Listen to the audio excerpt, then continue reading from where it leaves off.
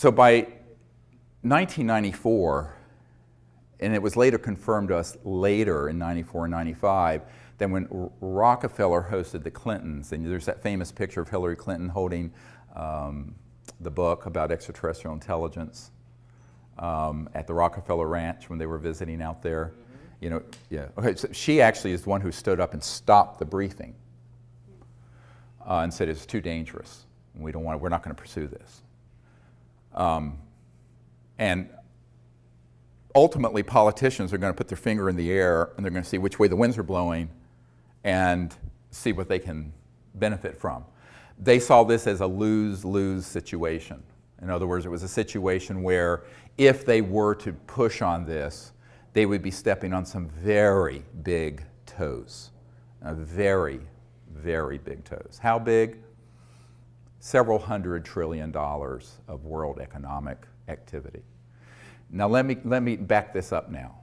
So the how is hard for some people to wrap their mind around when it comes to this kind of secrecy, but the why is the pièce de résistance.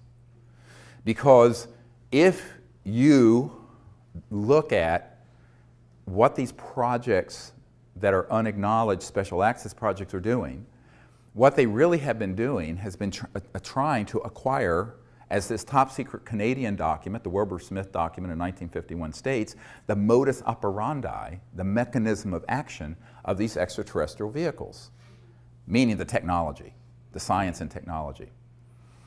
Because if you're interstellar, you're not using Exxon Jet A fuel. You're not using a rocket like SpaceX and Virgin Galactic is using. You're not using something like the space shuttle.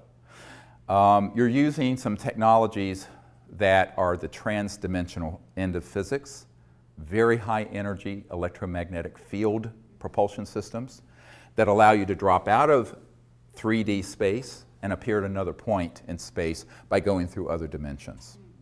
Okay? Now, you can do that without going trans-dimensional by just creating energy from the so-called zero-point field and creating an anti-gravity effect, so you have lifters so that you can go 100,000 miles per hour, make a right-hand turn with no deceleration effect because you've created a bubble in space-time that corrects for one gravity. That's what a lot of the, quote, UFOs are that people see being test flown out near Nellis and the Dugway Proving Grounds in Utah, and et cetera and so on. We mastered gravity control October 1954.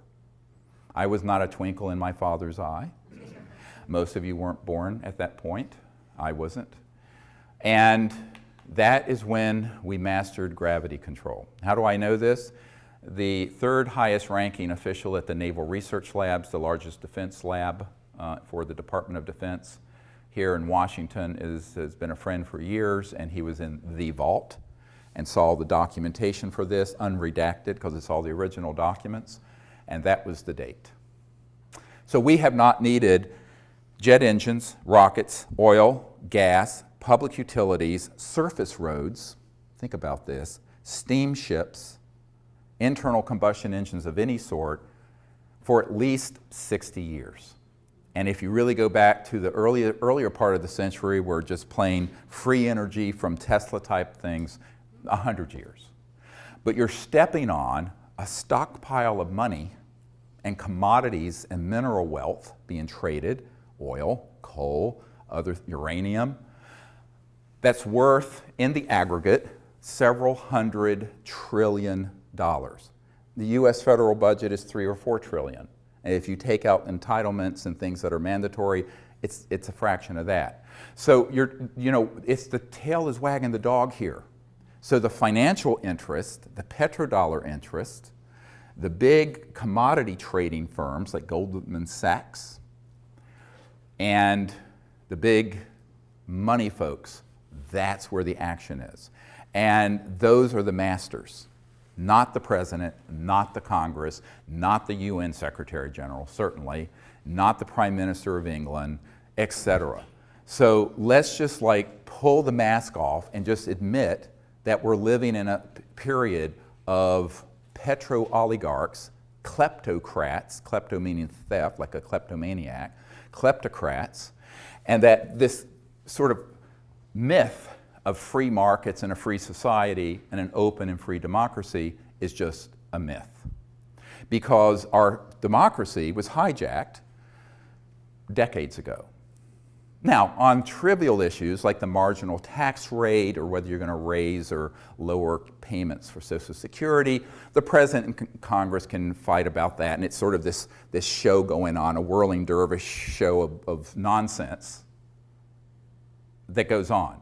On these issues, they don't want those clowns, is how they view it, dealing with it. So this permanent, unacknowledged covert program has put a lead ceiling in. And only rarely does anything bubble up from there, or down, I should say, to the body politic out of these unacknowledged special access projects. So it became my task to find out how to do that and live to see the next day, all right? Because it doesn't do me any good if I do it recklessly and I'm dead. You can't do anything if you're dead. Well, you can, but it's, different. So you're doing other things. So this became really the central issue. And Lawrence Rockefeller, I suggested, look, we need to then, if the president will not do this, we need to get together a group of people, put together this best available evidence, and also assemble top secret folks who will have the courage to provide credible documentation, testimony about what they've known. So I suggested and organized a meeting at a Asilomar facility near Monterey, California, in June of 1995. Edgar Mitchell was there with me, Marina Popovich, who was a very renowned cosmonaut in the Soviet Union, some KGB officers were there, and some of the early Disclosure Project witnesses were there. Now this is 95, this is 20 years ago. And Lawrence paid for it, and Lawrence Rockefeller said, look, I will totally support doing this. And when I was with him at the ranch, I said, well, why don't you take a public leadership in this? I was talking to him out on his deck with the beautiful Remington Native American sculpture that's, with the Native American on horseback, the very famous. Of course, they have the original of everything. And I said, I need your help. He says, oh no, it's too dangerous for me. He says, there are members of my family already jumping up and down on my feet that I'm doing this much. And I knew he was talking about he was talking about, the money people in his family. He was the philanthropic guy who just wanted to give away his wealth before he died. That was his whole purpose. Really sweet man. And so I said, well, okay, I told him, you're old, you're rich, and you're a Rockefeller. I'm a nobody. I'm a North Carolina doctor who's trying to do this with no resources. He says, I'll be behind the scenes. And he took his old hands and did this, and he said, it's like a flock of geese. We're all flying together. I'll be back here, and you need to be here. I said, well, yeah, but that head goose gets all the head. They take turns. He said, no, you be up here. It was very comical. I said, oy vey, this is like, I said, okay, that's what we'll do then. And he wanted to just stay behind the scenes, but he was provide that support, hosted the Clintons. So we had something called Project Starlight that formed before the briefing of the CIA director. That was the code name for what became the Disclosure Project that all of you know about. And Project Starlight, with the AP, the Associated Press sued the Clinton Library and got those documents. Those documents are in my first book.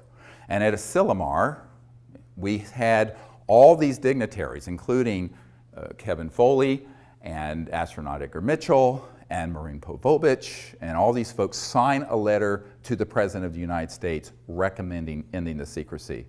It's in my first book. Buy it, get it, see it, read it. And that, however, was the Associated Press a couple years ago sued the Clinton Library and got those documents, and they put them out on the internet. Now, at this point, we knew by 95, the president, with all the cajoling we could do, with all the work Lawrence was doing behind the scene, hosting Bill and Hillary at the JY Ranch for their vacations. A very good friend of the president's, I don't want to name her, but used to live at the White House and very good friends with Hillary, said that Hillary did not want to deal with this at all, but Bill was so interested in that, he would pull out the best available evidence briefing packet that we put together, and we'd be sitting in the private quarters of the White House going through it. And she's this hilarious woman who did a perfect imitation of Bill Clinton. And he said one time they put it out on the floor and she was sitting there with him. And he was going through it going, well, I know all this is true, but they won't tell me a thing, not a goddamn thing. Just like that, about all these secret programs. So when she told me that, I said, it sounds like Mr. Clinton. So from 95 until 98, I proceeded then to approach various members of Congress. And we had already started that process thinking, well, okay, if the president won't do an executive action and force his way to control these unacknowledged special access projects, maybe a member of Congress will have the courage to hold a hearing. And since we now have identified, first it was about a dozen, and then it became several dozen top secret guys that could be subpoenaed and swear under oath with penalties of perjury, federal penalties of perjury, if you're testifying before Congress. Go ask some folks who are in prison for lying to Congress about what they knew. And so I started assembling these folks, the first meeting of which was in June of 1995.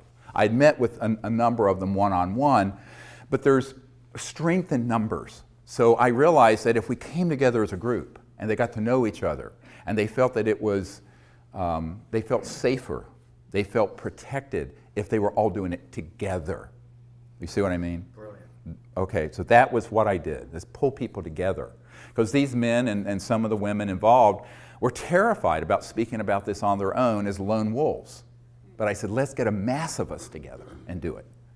So that first gathering was very historic because it was sort of presaged what we did in 2001. Now at that point, I decided, look, we are going to have to be very careful with this. So I wanted to be sure that not only did the president have no access, which is in itself proof of the illegality of these unacknowledged special access projects, but that the appropriate oversight committees of the Congress of the United States didn't, as well as key people at the Pentagon. So I proceeded then to do a series of briefings.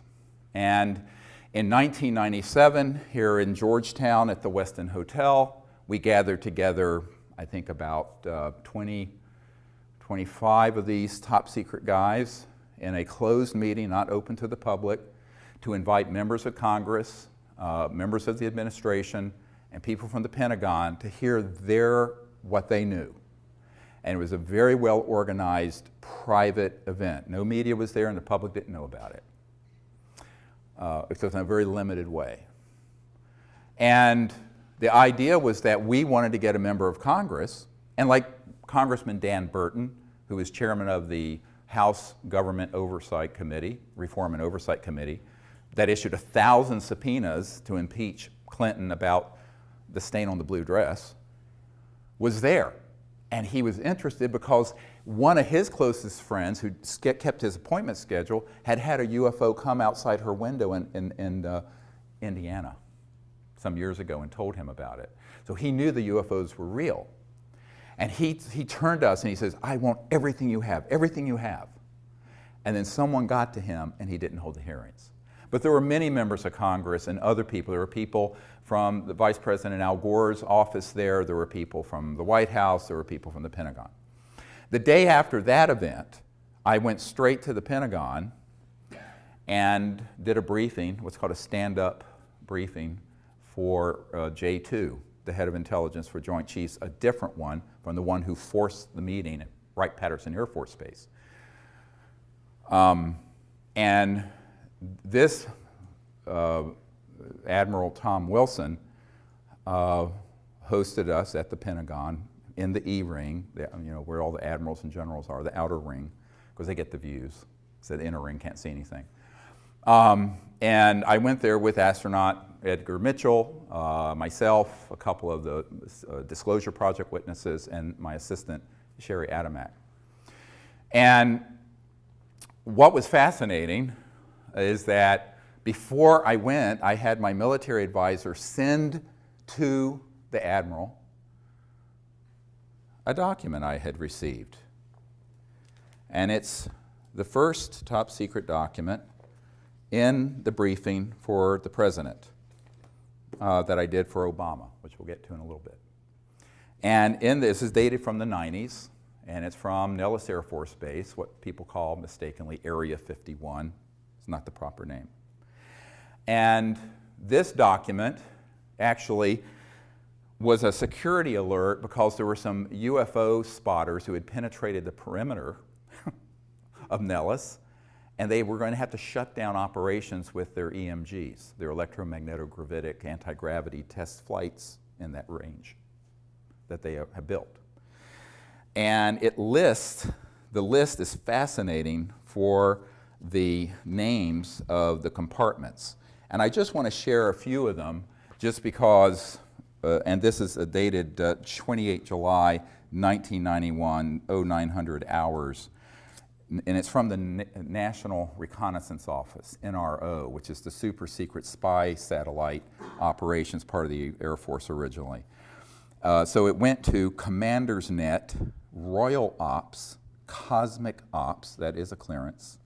These are all compartmented operations. MAJ, M-A-J, Ops, Magi Ops, COMINT, COMSEC, ELINT, HUMINT, Human Intelligence Ops, AFOSI, Nellis, Air Force Office of Special Investigations, and then a whole bunch of different numbered compartments.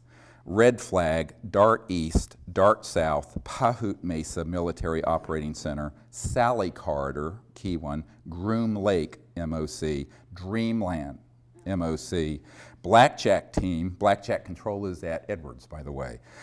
The control is at Edwards, but there was a team at Nellis.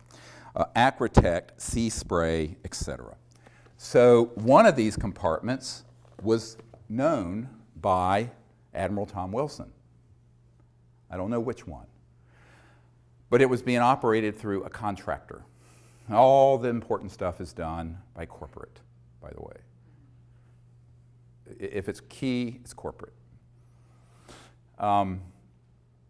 Lockheed Martin, EG&G, E-Systems, Raytheon, Northrop Grumman, Booz Allen Hamilton, on and on. Edward Snowden, by the way, worked for Booz Allen Hamilton, who contracts for the National Security Agency. So the corporate world is actually where most of the USAPs get centered. And then they interface with these USAPs within military and intelligence, like this. And if you approach it from the government, they say, well, it doesn't exist. And you approach it from a corporate, it's privatized. It's a corporate secret, like Microsoft's code. Got it? It's hermetically sealed away from everyone between those two techniques. Very clever. Very illegal, very clever. But the mafia is always very clever. And this is the biggest mafia in the world. So when Admiral Wilson recognized one of these compartments, he contacted them. Now this is prior to me and Edgar Mitchell and other people arriving at the Pentagon in the spring of 1997. And he picked up the phone and he said, this is Admiral Wilson. I'm head of intelligence joint staff, J2. I'd like to be read into, which means briefed. I want to be read into this project, blah. And they say, yes, sir, we know who you are, but you don't have a need to know. And he said, God damn it, I'm the head of intelligence for the Joint Chiefs of Staff. How can I not have a need to know? And they said, sir, we cannot discuss this with you, and we will not. Click, hung up on him, blocked his line, would not receive any further calls from. This is an admiral in charge of intelligence assessments and putting intelligence together for the Joint Chiefs of Staff of the Pentagon of the United States. Now this I know for a personal fact. So now you have a coup d'etat that extends to even the highest levels of the Pentagon. So by the time I walked through the door to do what was supposed to be a 45-minute stand-up briefing for the admiral and his staff, he was so scared and so mad, he was scared.